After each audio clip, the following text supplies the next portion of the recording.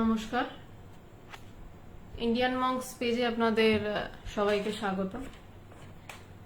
আজকে 9টা থেকে আলোচনা শুরু করার কথা ছিল, এখন 9টা 27 মিনিট দেরি হয়ে গেল এবং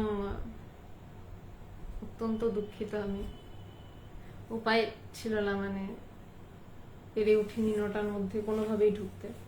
এক্সট্রিমলি সরি। আজকে যেটা আলোচ্য বিষয়, যোগাবাশিষ্ঠ সার থেকে, যে সর্বশাস্ত্রের সার কি। আমরা তো প্রচুর শাস্ত্র পড়ি, অনেক কিছু পড়ি, আমরা পড়তে চাই প্রচুর। তার কারণ আমরা আমাদের বুদ্ধির সৌকর্যের জন্য পড়তে চাই।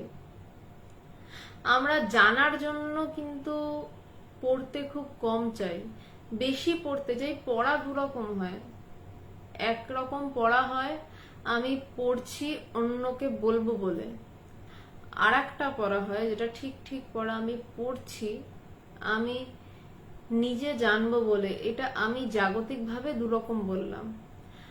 আর একটা পড়া হয় যেটা আধ্যাত্মিক পড়া, সেটা হচ্ছে আমি পড়ছি আমি হয়ে যাব বলে। আমি যা পড়ছি আমি তাই হয়ে যাব। সবাইকে প্রণাম। আস্তে আস্তে অনেকে ঢুকছেন, আমি আজকে আর বেশি ইন্টারাকশনে যাচ্ছি না, কারণ আজকে অলরেডি অনেকটা দেরি হয়ে গেছে। তো এই যে বলছে সর্বশাস্ত্র, সব শাস্ত্রকে একসাথে ফেলে দিয়েছে, বলছে তার একটা তো সার রয়েছে। আমি তো বলতে পারি না, এখানে বলেনি যে হিন্দু শাস্ত্রের সার কি, এখানে বলেনি মুসলিম শাস্ত্রের সার কি, বা জৈন শাস্ত্রের সার কি, বৌদ্ধ শাস্ত্রের সার কি, বলছে সর্বশাস্ত্রের সার কি। এই লাইনটা আমি বশিষ্ঠ দেবের থেকেই ধার করেছি, যোগাবাশিষ্ঠ সারেরই একটা লাইন। বলছে এই যে পৃথিবীর যাবতীয় ধর্ম, তার যে সমস্ত শাস্ত্র গ্রন্থ, সেই সমস্ত শাস্ত্র গ্রন্থ কিন্তু একদিকেই আঙ্গুল দেখাচ্ছে। সেই আঙ্গুলটা বাইরের দিকে কোথাও নয়, আঙ্গুলটা আমার দিকেই দেখাচ্ছে। কিন্তু আমরা সবাই মিলে ঝামেলা করি। হ্যাঁ অশোক দা, এক্সট্রিমলি সরি, আমার সত্যি আজকে অনেক অনেক দেরি হয়ে গেছে। তো এখন আরেকটা মুশকিল হয়ে গেছে, বাইরে থেকে কাজ সেরে দৌড়ে ঢুকেও আবার শুরু করা সম্ভব হয় না, কারণ আবার স্নান করার একটা ব্যাপার থাকে, যেহেতু কোভিড পিরিয়ড এখনো পুরো শেষ হয়নি এবং বাড়িতে সবারই বয়স্ক মানুষ আছে, আমারও আছে। তো সেই সর্বশাস্ত্রের সার কি, সেটা নিয়ে বশিষ্ঠমণি রামচন্দ্রকে যে উপদেশ দিচ্ছেন, যে ব্যাখ্যা করছেন, আমি সেই ব্যাখ্যায় ঢুকছি।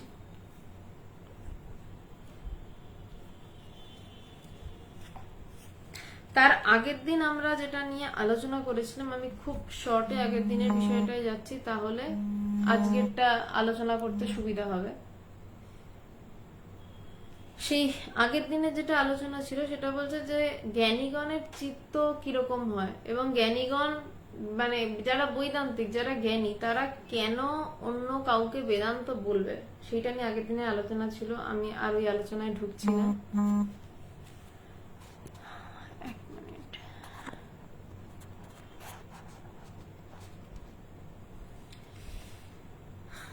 তো এইবারে সেই যে শ্লোকটা শেষ হয়েছিল, মা বৈষ্ট বিদ্যাং স্তবন আস্ত পায়, বিবেক চূড়ামণির একটি শ্লোক থেকে, যে এক্ষেত্রে অনেকে ভুল করে বসেন। যোগাবাশিষ্ঠ সার কিন্তু বশিষ্ঠ মুনির বলা কথাগুলো নিয়ে যোগাবাশিষ্ঠ সার, আর বিবেক চূড়ামণি আদি শঙ্করাচার্যের লেখা। যোগাবাশিষ্ঠ সার কিন্তু আদি শঙ্করাচার্যের নয়, এটা অনেকেরই ভুল হয়ে থাকে যে শঙ্করাচার্যের হয়তো বা, কিন্তু না, এটা বশিষ্ঠ মুনির। তো এইখানে আগের দিন বশিষ্ঠ মুনি যে কথাটা বলছিলেন, সেখান থেকে টিকাকার স্বামী ধীরেশানন্দজি, তিনি বিবেক চূড়ামণির একটা শ্লোক নিয়ে শেষ করেছিলেন, যে কেন বৈদান্তিকরা অন্য মানুষকে বেদান্ত বলবে। আমি শ্লোকটা আর একবার বলছি, মা বৈষ্ট বিদ্যাং স্তবনাস্ত পায় সংসার সিন্ধস্তরণস্ত পায় ইয়ে নৈব ইয়াতায়াতস্য পারং তমেব মার্গং তব নির্দিশামি। বলছে হে বিদ্বান, ভয় পেও না, তোমার বিনাশ হইতে পারে না। সংসার সাগর উত্তীর্ণ হইবার উপায় আছে, যে মার্গ অবলম্বন করত পূর্বে মুমুক্ষুগণ এই সংসার উত্তীর্ণ হয়েছেন, সেই সনাতন মার্গই আমি তোমাকে উপদেশ করবো। বলছে সেই সনাতন রাস্তাই আমি তোমায় উপদেশ করবো। এটা আগের দিন ব্যাখ্যা করেছি, আমি আর যাচ্ছি না তাতে। এইবার আজকের বিষয় বলছে, যোগ্য শিষ্যের প্রতি গুরুর উপদেশই সর্বশাস্ত্রের সার। আলোচনার যা বিষয় তা প্রথমেই বলে দেওয়া।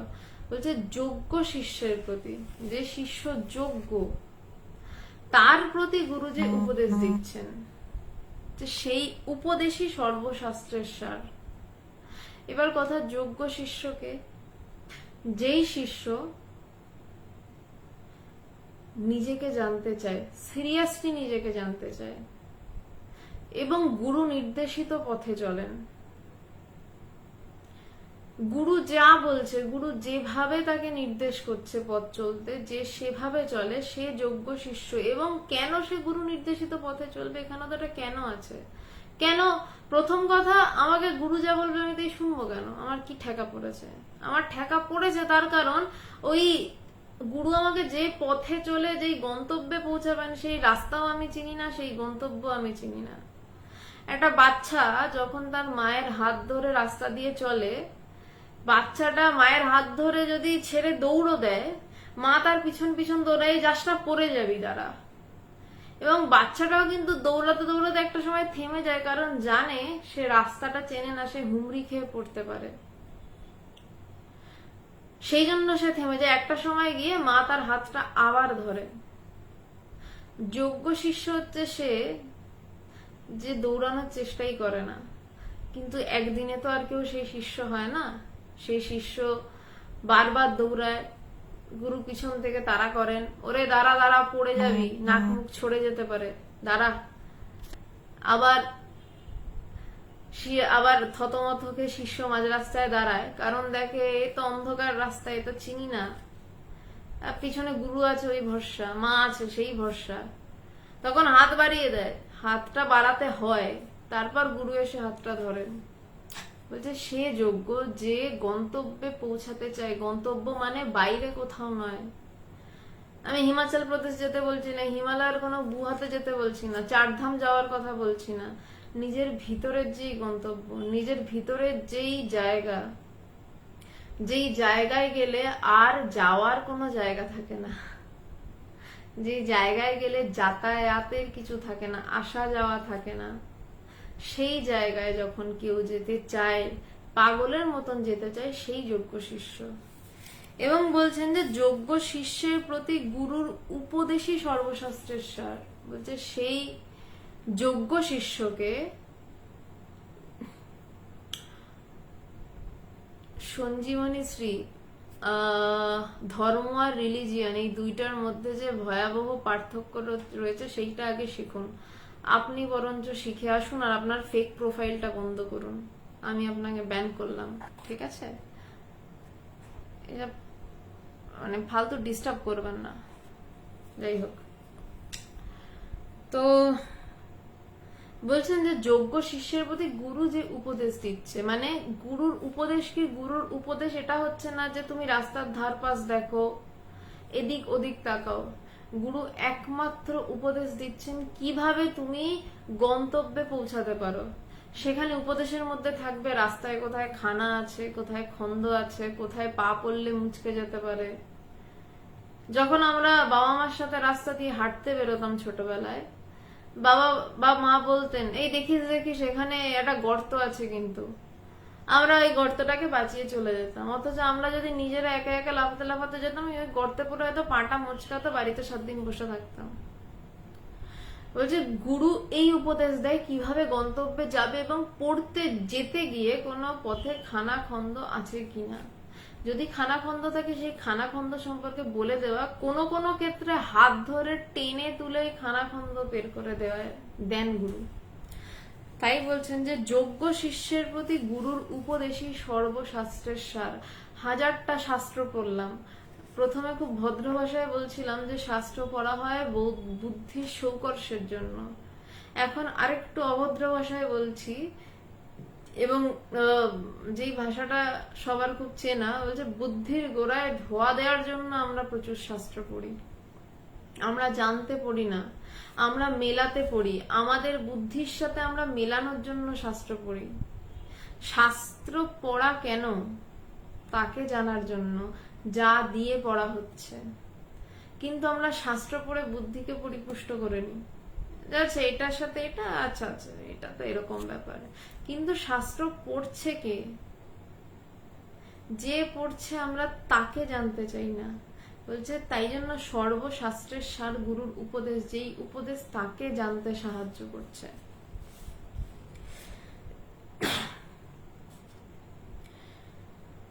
হে, তারপর যেটা বলছেন যে সংস্কৃত শ্লোকটা, তজ জ্ঞানং সচ শাস্ত্রতস্থ দিজ্ঞানম খণ্ডিতম সচ্চিসায় বিরক্তায় সাধু যদুপস্থিতে। বলছে হে স্বধর্মচারীন, বৈরাগ্যবান সৎ শিষ্যকে গুরু যে উপদেশ প্রদান করেন তাহাই জ্ঞান, তাহাই শাস্ত্রার্থ এবং তাহাই অখণ্ড অনুভব। বলছে হে স্বধর্মাচারীন, বলছে হে স্বধর্মাচারীন, যে নিজের ধর্মকে পালন করছে বা যে নিজের ধর্মকে পালন করার চেষ্টা করছে, স্বধর্মাচার করছে, আচার পালন করছে। স্বধর্ম মানে যে নিজেকে জানতে চেষ্টা করছে, তাকে বলা হয়েছে হে স্বধর্মাচারীন। বৈরাগ্যবান সৎ শিষ্যকে গুরু যে উপদেশ প্রদান করেন তাহাই জ্ঞান। গুরু অনেককে উপদেশ প্রদান করেন, তার সামনে অনেক শিষ্য থাকে, তার মধ্যে এক দুজনই জ্ঞান লাভ করে। কেন? যেই শিষ্যের মধ্যে বৈরাগ্য রয়েছে, বৈরাগ্যবান। বৈরাগ্য কখন হবে? যখন সে পাগলের মতন নিজেকে জানতে চাইবে এবং তার ফলে তার ভিতরে উৎপন্ন হবে আত্ম অনাত্ম বিচার। আত্ম অনাত্ম বিচার কি? যে এটা সত্য, এটা অসত্য, এটা সৎ, এটা অসৎ। অসৎ মানে কি? যা মিথ্যা তাই অসৎ, আর সৎ মানে যা ব্রহ্ম তাই সৎ। আমার দেহটাকে অসৎ বলে বলছে। বৈরাগ্যবান মানে যার, বৈরাগ্য শব্দের শাস্ত্রবিহিত অর্থ হচ্ছে বিষয় দোষ দর্শন। বলছে যে প্রত্যেকটা বিষয় দেখে মনে করছে এই বিষয়টা তো আমি নই, আমি কোনটা। যেই মুহূর্তে তার ভিতরে এই ভাবটা আসছে, তার সামনে আপনি কোটি টাকা ফেলে দিলেও বলবে কোটি টাকা, এটার আমি কোথায়, এর মধ্যে আমি কই? টাকাটা ভোগ যে করবে সে কোথায়? আমি তো তাকে পাইনি। আপনাকে কোটি টাকাও ছুতে পারবে না। বলছে তেমন বৈরাগ্যবান সৎ শিষ্যকে, সৎ মানে, সৎ শিষ্য মানে যে সত্যি সত্যি নিজেকে জানতে চায়, যে সত্যি সত্যি নিজেকে জানতে চাওয়া ছাড়া আর কিছু জানতে চায় না। কিছু মানুষ থাকে কেবল নিজেকে জানতে চায়, কিছু মানুষ থাকে নিজেকে জানতে চাওয়া চায়, তার সাথে আরো অনেক কিছু চায়। তারা কিন্তু বৈরাগ্যবান নয়, কারণ তাদের কাছে আরো অনেক সাবজেক্ট আছে। অর্জুনকে যখন বলা হচ্ছে যে তুমি পাখির কি দেখতে পাচ্ছ, পাখির চোখ ভেদ করতে বলা হচ্ছে, অর্জুন বলছে আমি পাখির চোখ দেখতে পাচ্ছি। অন্য সবাই বলছে আমি গাছের ডাল দেখছি, আমি পাখির মাথা দেখছি। অর্জুন বলছে আমি পাখির চোখ দেখছি। শুধু পাখির চোখ দেখতে হবে, শুধু আমিকে যে জানতে চাইবে সে যথার্থ সৎ এবং সেই যথার্থ বৈরাগ্যবান হবে। কারণ তার আর অন্য কিছু ভালো লাগবে না, কারণ আর অন্য কিছুই সে নিজে নয় এই বলেই সে বোধ করবে, এবং অন্য কিছু দিয়ে সে নিজেকে জানতে পারবে না। সে নিজেকে নিজেকে দিয়েই জানতে পারবে। নিজেকে নিজেকে দিয়েই জানা যায়। একটা কাঁটাকে আর একটা কাঁটা দিয়েই তোলা যায়। তুলে কি তারপর সেই কাঁটাটা হাতে করে আমরা বসে থাকি, তারপর দুটো কাঁটাই ফেলে দিই? আমরা নিজেকে দিয়ে নিজেকে জেনে তারপর দুটোই ফেলে দিই। ফেলে দিই না, ফেলে দেওয়ানো হয়। ফেলে দিয়ে তারপর আমরা আনন্দে বসে থাকি, আনন্দে ভরপুর হয়ে বসে থাকি। আমাদের আর কোনো চাহিদা থাকে না, কিচ্ছু থাকে না, কোনো প্রার্থনা থাকে না। প্রার্থনা কেন করে মানুষ? অভাব থাকে তাই প্রার্থনা করে, তার তো অভাবই নেই কোনো, কি প্রার্থনা করবে? কিচ্ছু যার চাওয়া থাকে না, তখন তার কিছুই নেই। যেই আমিটা দিয়ে নিজেকে খুঁজছিল সেই আমিটাও নেই, যাকে খুঁজছিল সেই নেই। যে বৈরাগ্যবান অর্থাৎ বিষয় ভোগ বিমুখ, বৈরাগ্যবান সৎ শিষ্যকে গুরু যে উপদেশ প্রদান করেন তাহাই জ্ঞান। বলছে এমন শিষ্য যখন সামনে আসেন তখন গুরু তাকে যে উপদেশ প্রদান করেন সেটাই জ্ঞান এবং তাহাই শাস্ত্রার্থ। বলছে তাই শাস্ত্রের অর্থ। শাস্ত্রের অর্থ মানে হাতি ঘোড়া কিছু নয়। প্রচুর পড়লাম, 6টা শাস্ত্র পড়ে ফেললাম, কিন্তু আমি কে, কে শাস্ত্র পড়লো সেই চিন্তা গেল না। ফিলোসফির অনেক বড় বড় প্রফেসর আছেন, অনেক পণ্ডিত আছেন, সব পড়ে ফেলেছেন। আমি কে, এই চিন্তাটা যায়নি, দুশ্চিন্তা যায়নি, চাওয়া যায়নি, চাওয়া থেকে গেছে। তাহলে হবে না, তাহলে তার মানে তার জিনিসটা ধরা পড়েনি। দীপ্তেন্দু পাল, অনেক চাওয়া অবসানের কোনো সহজ উপায় নেই। অনেক চাওয়া অবসানের উপায় রয়েছে, কিন্তু তা সহজ না কঠিন সেটা আপনার উপর নির্ভরশীল। অনেক চাওয়া অবসানের সহজ উপায় বলবো না, একমাত্র উপায় ব্রহ্মজ্ঞান লাভ, যেখানে পূর্ণতা প্রাপ্তি, যেখানে আর কোনো চাওয়া নেই, আর কিচ্ছু নেই। কারণ আমি সবটা নিয়ে, তার লাইনটা পরেই রয়েছে, বলছে তাহাই শাস্ত্রত্ব এবং তাহাই অখণ্ড অনুভব। বলছে তাহাই অখণ্ড অনুভব, যেই অনুভবের কোনো ভেদাভেদ নেই, কোনো খণ্ডিতকরণ নেই, কোনো আলাদা কিছু নেই। বলছে তাই অখণ্ড অনুভব। বৈরাগ্যবান অর্থাৎ বিষয় ভোগ বিমুখ। দীপায়ন, বৈরাগ্য সহজে আসে না কেন? এত কষ্ট পাবার পরও চাওয়া যায় না কেন? আমি শেষে উত্তর দিচ্ছি দীপায়ন, একটু পরে উত্তরটা দিচ্ছি। বৈরাগ্যবান অর্থাৎ বিষয় ভোগ বিমুখ মুমুক্ষু সৎ শিষ্যের প্রতি গুরুর উপদেশই ফলপ্রসূ হইয়া থাকে। বলছে বৈরাগ্যবান অর্থাৎ বিষয় ভোগ বিমুখ, মুমুক্ষু যে চাইছে, মুমুক্ষু মানে যে ব্রহ্মকে চাইছে, যে জানতে চাইছে, সেই রকম সৎ শিষ্যের প্রতি গুরুর উপদেশ ফলপ্রসূ হয়ে থাকে। নইলে তো উপদেশ অনেকেই দেয়, কতজন উপদেশ দিচ্ছে, কতজনকে উপদেশ দিচ্ছে। আমার গুরুদেব ভগবানের গুরু স্বামী পবিত্রানন্দ মহারাজের শোনা যায় 10,000 শিষ্য ছিল, তার মধ্যে ভগবানের নির্বিকল্প সমাধি হয়েছিল এবং জানা যায় যে আর এক সন্ন্যাসীর জ্ঞান লাভ হয়েছিল। বাকি শিষ্যরা এগিয়েছিলেন হয়তো, অবশ্যই কিছু অনুভবও করেছিলেন হয়তো, কিন্তু জ্ঞান লাভ হয়নি। তার কারণ তারা মুমুক্ষু ছিল না। এক আধজনই মুমুক্ষু হয়, এক আধজনই তাকে জানতে চায়, ফলত বৈরাগ্য আসে তাদের, এবং যাদের বৈরাগ্য আসে তাদেরই হয়।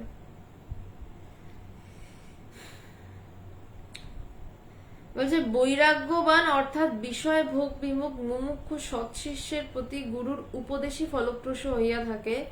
তপস চর্চাদির অনুষ্ঠানে ভগবত কৃপায় চিত্তে মোক্ষেচ্ছা জাগ্রত হয়। বলছে তপস চর্চাদির অনুষ্ঠানে, বলছে এই তপস চর্চাদির অনুষ্ঠান বলতে তপস্যা করতে করতে, আমিকে খুঁজতে খুঁজতে। দীপায়ন, এবার তোমার উত্তরটা দিচ্ছি যে বৈরাগ্য সহজে আসে না কেন? কারণ বৈরাগ্য সহজ নয়, তাই বৈরাগ্য সহজে আসে না। কারণ চারদিকে এত ভোগ ছড়ানো, এই ওই সেই হেনা তেনা সব ছড়ানো, তো সেখানে আমি একটা একটা করে ত্যাগ করবো এমন তো হয় না। বৈরাগ্য সহজে আসে না, তার কারণ হচ্ছে মায়া দিয়ে ঘিরে রাখা আছে, তিনি মায়া সরান না, তাই বৈরাগ্য আসে না। যদি বৈরাগ্য আসতে হয়, স্বামী বিবেকানন্দ, নরেন্দ্রনাথ দত্ত, তার মতন আধারকেও মায়ের কাছে গিয়ে প্রার্থনা করতে হচ্ছে, মা বিবেক দাও, বৈরাগ্য দাও। যদি বৈরাগ্য চেয়ে থাকো, প্রার্থনা করো। 1 নম্বর কথা, প্রার্থনা করো, তাছাড়া বৈরাগ্য আসে না। 2 নম্বর হচ্ছে নিজেকে খোঁজা বাড়াও, তাহলেও বৈরাগ্য আসে। কিন্তু নিজেকে খোঁজা বাড়াতে গেলেও তার কাছে প্রার্থনা করতে হয়। সেই মহামায়ার কাছে প্রার্থনা করো যে আমার বৈরাগ্য আসুক। বৈরাগ্য মানে সন্ন্যাসী হয়ে যাওয়া নয়, বৈরাগ্য মানে গেরুয়া পরে বসে থাকা নয়। বৈরাগ্য মানে আমিকে জানার তীব্র ইচ্ছা, এবং সেটা নিয়েও চাকরি হয়, সেটা নিয়েও সব হয়।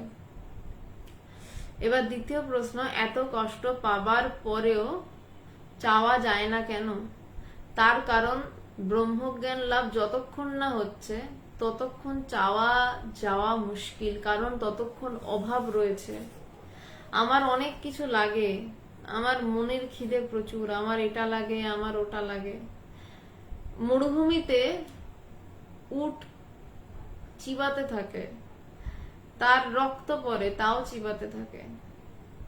একটা কুকুরকে হাড় দাও, হাড় খেতে খেতে তার জিভ কেটে রক্ত পড়ে, সেই রক্তটাকেই সে চেটে চেটে খেয়ে নেয় মাংসের টুকরো থেকে, এই হাড়ের টুকরো থেকে রস বেরোচ্ছে ভেবে আরামসে খেয়ে নেয়। তার খেয়ালও থাকে না কখন তার জিভটা কেটে সে নিজের রক্ত নিজে খেতে শুরু করেছে। তাই কষ্ট পাওয়ার পরও চাওয়া যায় না, কারণ আমরা সবাই ওই হাড় চিবাচ্ছি, ফাঁকা হাড় চিবিয়ে যাচ্ছি। আর বৈরাগ্য সহজে আসার নয়। বৈরাগ্য আসতে গেলে মায়ের কাছে প্রার্থনা করতে হয় বা গুরুর কাছে প্রার্থনা করতে হয়। চারটি কষ্ট পেলাম সাথে সাথে বৈরাগ্য এসে গেল তা নয়। তিনি যদি কৃপা করেন তবে বৈরাগ্য আসে। ওই যে বললাম, নরেন্দ্রনাথ দত্তের মতন আধারকেও মায়ের কাছে 3 বার গিয়ে বলতে হয়েছিল, মা বিবেক দাও, বৈরাগ্য দাও, ভক্তি দাও, জ্ঞান দাও। তারপর তার রমন বৈরাগ্য সব ছেড়ে দিয়ে বেরিয়ে যাচ্ছে, বলছে আমাকে দাও, আমি নিজেকে দেখতে চাই। ঠাকুর গিয়ে বলছেন যে অষ্টসিদ্ধাই, তার আগেই যদিও, মানে তার আগেই, এই ঘটনার আগেই ঠাকুর স্বামীজিকে অষ্টসিদ্ধি দিতে গেছিলেন নরেন্দ্রনাথকে। স্বামীজি বললেন যে এতে কি আমার ঈশ্বর লাভ হবে? ঠাকুর বললেন না। বলছে ও খালের জলে ফেলিয়া দেন। এহেন এরকম একজন বৈরাগ্যবান যুবককেও যখন মায়ের কাছে গিয়ে বৈরাগ্য চাইতে হয়, তার মানে বুঝতে হবে সে নিজে টের পেয়েছিল তার মধ্যে তখনও তত বৈরাগ্য নেই যত বৈরাগ্য থাকলে তাকে পাওয়া যায়। তাই বৈরাগ্য সহজে আসার নয়। দীপায়ন, মায়ের কাছে প্রার্থনা করো আর নিজেকে খোঁজা বাড়াও। বৈরাগ্য চাইছেটাকে, তাকে খোঁজা বাড়াও। বৈরাগ্য আসতে বাধ্য, বলা যেতে পারে বাপ বাপ বলে আসবে। চেষ্টা করে কি বৈরাগ্যবান হওয়া যায় না? সেটাই তো বলছি এতক্ষণ ধরে, চেষ্টা করে বৈরাগ্যবান হওয়া যায় না। মায়ের কাছে প্রার্থনা করে বৈরাগ্যবান হওয়া যায়। মায়ের কাছে প্রার্থনা করে বা আমিকে পাগলের মতন খুঁজে বৈরাগ্যবান হওয়া যায়। আচ্ছা, প্রশ্নগুলোর আমি একটু পরে আসছি। হ্যাঁ, আমি একটু শেষ করে নি, তারপর আমি প্রশ্নে ঢুকছি। বোধ সার থেকে ধীরেশানন্দজি একটা জায়গা লিখেছেন, বলছেন কোনো কোনো সময় শুদ্ধ নিষ্কাম ভাবে গঙ্গা তটে বা কোনো পুণ্যস্থলে তিতিক্ষা সহায়ে গায়ত্রাদি পুরশ্চরণ রূপ তপস্যার অনুষ্ঠান করিলে সেই পুণ্য পরিপক্ক হইয়া সাধকের চিত্তে মোক্ষ লাভের ইচ্ছা উৎপন্ন হইয়া থাকে। বলছে মোক্ষ লাভ মানে মুক্তি লাভ। আমরা তো সবাই মুক্তি লাভ করতে চাই কোনো না কোনো ভাবে। আমরা যেটুকু চাকরি করি সেই চাকরির থেকে আর একটু মুক্তি লাভ করতে চাই, একটু বেশি মাইনে পেতে চাই। আমরা যে বাড়িতে থাকি আমরা আর একটু টাকা পেলে বড় বাড়ি বানাতে চাই। আমরা কিন্তু সবাই ছোট ছোট করে কোনো না কোনো সময় মুক্তি লাভ করতেই চাইছি। কিন্তু আসল যে মুক্তি লাভ, যে মানুষটা ভোগ করে করে মুক্তি লাভ করতে চাইছে, সেই মানুষটাই পুরোপুরি মুক্তি চাইতে পারে না। তার কারণ তার কাছে প্রচুর ভোগ আছে। তা সে ভাবে যে আমার এই ভোগগুলো নষ্ট হয়ে যাবে। কিন্তু মুক্তির থেকে বড় ভোগ কি আর আছে?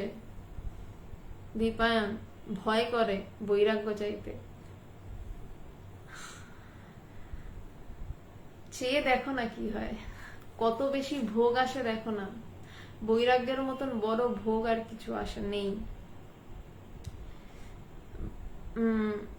দিদি, শান্ত কিভাবে থাকা যায় লিখন। আমি সেটা নিয়ে আলোচনা করছি, শান্ত কিভাবে থাকা যায়। নিজেকে জানতে চাইলেই শান্ত থাকা যায়, বৈরাগ্যবান হলেই শান্ত থাকা যায়। একবার বৈরাগ্য চেয়ে দেখো, দেখবে আন্তরিক ভাবে চেয়ে দেখো, ওর থেকে বড় শান্তি আর বড় ভোগ আর কিছু নেই। আসলে মানুষ বৈরাগ্য মানে ভাবে প্রচুর ত্যাগ, আসলে বৈরাগ্যের থেকে বড় ভোগ আর কিছু নেই। কারণ সে যা দিয়ে সবকিছু ভোগ করতো, সে তাকে জানতে চাইছে, যে নিজেকে জানতে চাইছে, নিজেই তো সবকিছু ভোগ করে, যে নিজেকে জানতে চাইছে, সেই ভোগ আর কোথায়। কিন্তু মানুষ সেই মুক্তি লাভ করতে ইচ্ছুক হয় না, মানুষ চায় না, তাকে সেটা চাওয়াতে হয়। কারণ কিছু মনে করবেন না, একজন লেখাপড়া না জানা মানুষের হাতে যদি 2000 টাকা নোট দিয়ে দেয়া হয়, সে হয়তো 10 টাকাই চেনে, সে বলবে আমাকে 10 টাকা দিন, 2000 টাকার নোট নিয়ে কি করব। সে 2000 টাকার নোট ফেরত দিয়ে দেবে, বা তাকে ডলার দেয়া হলো, ভাঙিয়ে নাও, $1 দেয়া হলো 70 টাকা, বলে না না না বাবু আপনি 1 টাকার কয়েন দেন, কি 1 টাকার কাগজ দিচ্ছেন। আমরা তাই ছোট ছোট ভোগ চাই, তাই আমরা বৈরাগ্য চাই না, তাই আমরা জ্ঞান লাভ করতে চাই না, তাই আমরা মুক্তি লাভ করতে চাই না। ওটা আসলে 2000 টাকার নোট, ওই নোটটার মূল্য আমরা কেউ জানি না, তাই চাই না, তাই ওটাকে জোর করে করাতে হয় এবং তার জন্য চেষ্টা করে চাওয়াতে হয় যে এটা একটু চাও, দয়া করে চাও। তো এখানে বলছেন যে কোনো কোনো সময় শুদ্ধ নিষ্কাম ভাবে, শুদ্ধভাবে নিষ্কাম ভাবে গঙ্গা তটে বা কোনো পুণ্যস্থলে তিতিক্ষা সহায়ে গায়ত্রাদি পুরস্চরণ রূপ তপস্যার অনুষ্ঠান করিলে সেই পুণ্য পরিপক্ক হইয়া সাধকের চিত্তে মোক্ষ লাভের ইচ্ছা উৎপন্ন করে থাকে। বলছে যে নিষ্কাম ভাবে, কোনো আমার কামনা নেই, গঙ্গা তটে, কেন গঙ্গা তট বলছে, অন্য কিছু নদী কেন বলছে না, কেন আমার পুকুর পার বলছে না? তার কারণ গঙ্গার তীরে প্রচুর সাধক সিদ্ধি লাভ করেছেন, সেইটার একটা ভাইব্রেশন আছে। আমি বসে কাউকে সারাদিন বসে মেরে ফেলবো কেটে ফেলবো করে যাচ্ছি, তারও যেমন একটা ভাইব্রেশন আছে, তেমনি কেউ সারাদিন ধরে বসে সবার ভালো হোক এই চিন্তা করে যাচ্ছে, নিজের চিন্তা না করে, তারও একটা ভাইব্রেশন আছে। তাই গঙ্গা তট বলা হচ্ছে, যে গঙ্গা তটে বা কোনো পুণ্যস্থলে, পুণ্যস্থল মানেই হচ্ছে যে যেখানে কোনো সাধক বসে সিদ্ধি লাভ করেছেন, সেখানে তিতিক্ষা সহায়। তিতিক্ষা মানে কি? শীত হোক বা গ্রীষ্ম হোক বা বর্ষা হোক, কোনোটাই আমাকে ছোবে না, আমি যেমন মনে আছি আমি তেমন থাকবো, আমি যা করতে এসছি আমি তাই করবো। বলছে সেই তিতিক্ষা সহায় গায়ত্রাদি পুরস্চরণ রূপ, গায়ত্রী মন্ত্র বারবার পুরস্চরণ করে তপস্যার অনুষ্ঠান করলে, যদি কোনো সময় এটা করা হয়, বলছে সেইটা একটা পুণ্য অর্জন হয়। পুণ্য মানে এক্সট্রা কিছুই না, পুণ্য মানে আমার ভিতরে একটা ভালো কিছু, একটা কিছু তৈরি হয়ে থাকলো। আমরা যদি কোনোদিন মনে করে থাকি কারোর উপর বিশাল রাগ আছে, মারামারি করেছিলাম কোনোদিন, সেই রাগটা যেমন আমাদের ভিতর থেকে যায়, বেটাকে আমি পিটিয়েছিলাম, আচ্ছা করে দিয়েছিলাম ধোলাই, তারকে দেখতেও হয় না, তার কথা মনে পড়লেই যেমন চিরবির করে ওঠে মাথা, তেমনি যদি আমরা তপস্যা করি তিতিক্ষা সহায় গঙ্গার তটে, আমার চোখ বুঝলেই বা সেই কথা মনে পড়লে আমার ভিতরে একটা অদ্ভুত সুন্দর একটা পজিটিভ ব্যাপারে ভরে যায়। এটাকেই পুণ্য বলছে। বলছে পুণ্য পরিপক্ক হয়ে সাধকের চিত্তে মোক্ষ লাভের ইচ্ছা জাগ্রত হয়ে থাকে। বলছে সাধকের চিন্তা অন্তত এই ইচ্ছাটুকু যে আমি মুক্তি লাভ করতে চাই, আমি মুক্তি লাভ করব, বলছে মোক্ষ লাভের ইচ্ছা উৎপন্ন করিয়া থাকে। যাহারা ইহাও কষ্টসাধ্য বলিয়া মনে করেন, শাস্ত্র তাহাদের জন্য মুমুক্ষু লাভের আরো সুগম উপায় বলেছেন। আমি এটা নিয়ে কাল আলোচনা করবো, কারণ এটা প্রায় 1 ঘন্টার বিষয়। বলছে যারা এইটুকুকেও কষ্টসাধ্য বলে মনে করছেন, যে না এটাও করতে পারবো না, বলছে তাদের জন্য শাস্ত্র মুমুক্ষু লাভের জন্য, জ্ঞান লাভের জন্য বলেনি, কিন্তু বলছে মুমুক্ষু লাভ মানে আমি মুক্তি লাভ করব, এই ইচ্ছাটুকু জাগ্রত করার জন্য আরো সুগম উপায় বলেছেন। এইটা নিয়ে পরের বুধবার আলোচনা হবে, কারণ এটা অনেক বড় একটা অংশ। আর এবার যদি কেউ প্রশ্ন করতে চান তো করতে পারেন। তার আগে একটা বিষয় জানিয়ে নি, শুক্রবার দিনকে অনেকের 9টা থেকে আলোচনা শুরু করলে একটু অসুবিধা হচ্ছে আমাকে জানিয়েছেন। তো 9টা থেকে নয়, এরপর থেকে 8:30 থেকে। শ্রীমতী দি নমস্কার। দীপান, হ্যাঁ চেষ্টা করো, প্লিজ চেষ্টা করো, ছেড়ো না, চেষ্টা করো। অনেকেই জানিয়েছেন 9টা থেকে আলোচনা করলে একটু অসুবিধা হচ্ছে। তো আমি এরপর থেকে আমার সোমবার, বুধবার এবং শুক্রবার ইন্ডিয়ান মঙ্কসে যে আলোচনা, সেটা আমি 8:30 থেকেই করব, বা রেদার বলা যায় করার চেষ্টা করব। আর শুক্রবার দিন নাগাদ বেদান্ত সাধনা, আমার গুরুদেব ভগবানকে তার গুরু স্বামী পবিত্রানন্দজি যে চিঠিগুলো লিখেছিলেন এবং যে চিঠি পড়ে ভগবানের নির্বিকল্প সমাধি লাভ, সেই বেদান্ত সাধনা বইটি থেকে একটি একটি করে চিঠি নিয়ে আলোচনা শুরু হয়েছে। এটা ইন্ডিয়ান মঙ্কস পেজে নতুন সংযোজন হয়েছে এই বেদান্ত আলোচনার। তো শুক্রবার দিনকে 8:30 থেকে আমি ওই আলোচনা শুরু করব, কারণ 9টাটা অনেকের ক্ষেত্রেই বেশ দেরি হয়ে যাচ্ছে। যদিও আমার একটু সুবিধা হচ্ছিল, অনেকের ক্ষেত্রেই দেরি হয়ে যাচ্ছে। আর রোববার দিন নাগাদ তো আমার বাড়িতে আলোচনা হচ্ছে বেদান্তের। যারা আসতে ইচ্ছুক অবশ্যই আসতে পারেন। তো মনে হয় না আজকে কারোর প্রশ্ন আছে, কারণ আজকে খুবই সহজ বিষয় নিয়ে আলোচনা হয়েছে, খুব একটা কঠিন বিষয় নিয়ে আলোচনা হয়নি। শুক্রবার দিন কঠিন বিষয় নিয়ে আলোচনা আছে, কারণ দ্বিতীয় চিঠি থেকেই স্বামী পবিত্রানন্দজি ভগবানকে বেদান্তের বিচার সম্পর্কে শেখাতে শুরু করে দিয়েছেন। এবং এই বইটি শুরু করলাম আলোচনা তার কারণ একজন গৃহীয় যে নির্বিকল্প সমাধিতে ডুবতে পারেন, তাও যে অসম্ভব কিছু নয়, সেইটা। হ্যাঁ শ্রীমতী, 8:30টায় ভালো হবে, আমাকে অনেকে এটা বলেছেন। তো শুক্রবার দিন 8:30 থেকে আলোচনা শুরু হবে, এবং এরপর থেকে সোমবার স্বামী শিষ্য সংবাদের নিয়ে আলোচনা, বুধবার যোগাবাশিষ্ঠ সার থেকে নিয়ে আলোচনা, যোগ বাশিষ্ঠ সারও, উচ্চারণটা ঠিক করলাম, সংস্কৃত আমি একদমই কাঁচা। তো যোগ বাশিষ্ঠ সার থেকে আলোচনা হবে বুধবার 8:30টায়, আর শুক্রবার দিন বেদান্ত সাধনা থেকে দ্বিতীয় চিঠি আলোচনা হবে 8:30 নাগাদই। সুদীপ চক্রবর্তী, জাগতিক বন্ধনগুলিকে কিভাবে ছিন্ন করব? ছিন্ন করার দরকার নেই, একটা ছিন্ন করতে গেলে আরো 1000টা বন্ধন এসে জুটবে। আপনি বরঞ্চ জাগতিক বন্ধনগুলি যে ভোগ করছে, আপনিই তো ভোগ করছেন যদি নিজেকে প্রশ্ন করেন। সেই আমিটাকে খোঁজার চেষ্টা করুন, যে কে জাগতিক বন্ধনগুলোকে ভোগ করছে, সেই ভোগী লোকটাকে খোঁজার চেষ্টা করুন। ছিন্ন ওভাবে হবে না, একটা একটা করে, একটা ছিন্ন করতে গেলে আর একটা এসে জুটবে।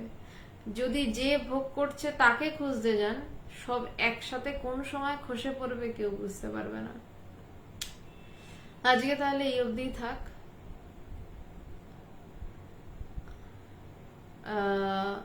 শুক্রবার দিনকে বেদান্ত সাধনার আলোচনা নিয়ে 8:30 নাগাদ আসছি। নমস্কার।